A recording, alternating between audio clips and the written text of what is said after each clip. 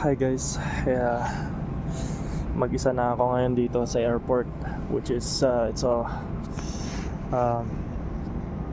which is 12:40 a.m.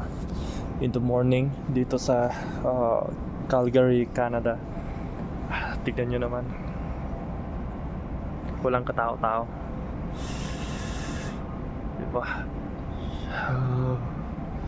So ito, ganito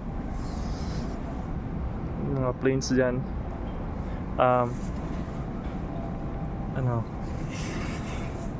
Mahirap kasi bukas pa yung flight ko, kaya nag-overtime muna ako dito sa airport dito sa Calgary, which is napakalamig.